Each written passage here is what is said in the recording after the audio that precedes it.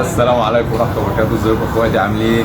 النهارده من فرع ريزويل جسر السويس مع الاستاذ مصطفى. احنا هنجرب تنظيف علبه البيئه بالجهاز بتاع علبه البيئه.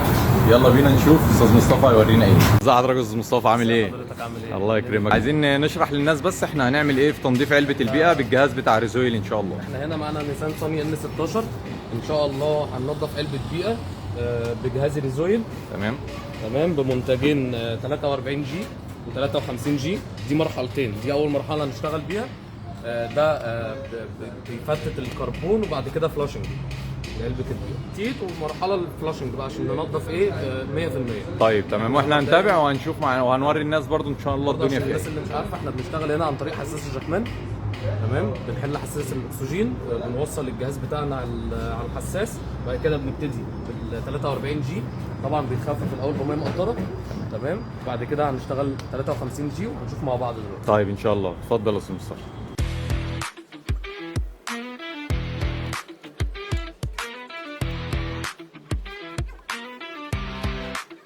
الموضوع ده يا استاذ مصطفى بياخد قد ايه وقت بالظبط؟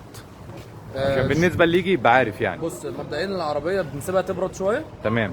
بعد كده الشغل نفسه ربع ساعه مش اكتر من كده. تمام ممتاز.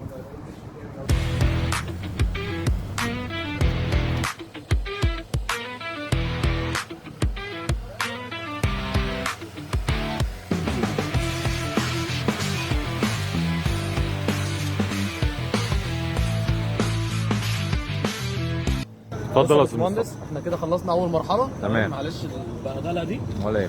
دلوقتي المرحله الثانيه 53 جي. تمام يا استاذ.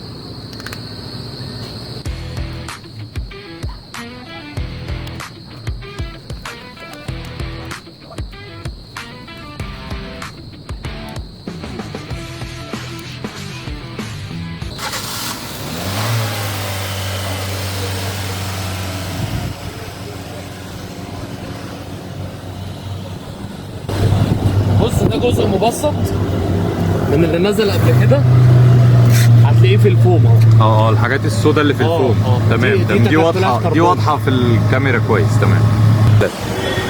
مستنيينكم في فرع جسر السويس نور ستورز. ان شاء الله تشرفونا، نكشف ونبص على علبه البيئه. ان شاء الله ما عندنا الكاميرا بنبص على العلبه الاول قبل ما نشتغل. لو فيها اي مشكله مش هينفع نشتغل سايحه او متكسره، ساعتها ببلغ العميل طبعا. ولو مسدوده زي ما انت شايف اظبط لك الدنيا. مستنيينكم تنورونا. شكرا يا استاذ مصطفى.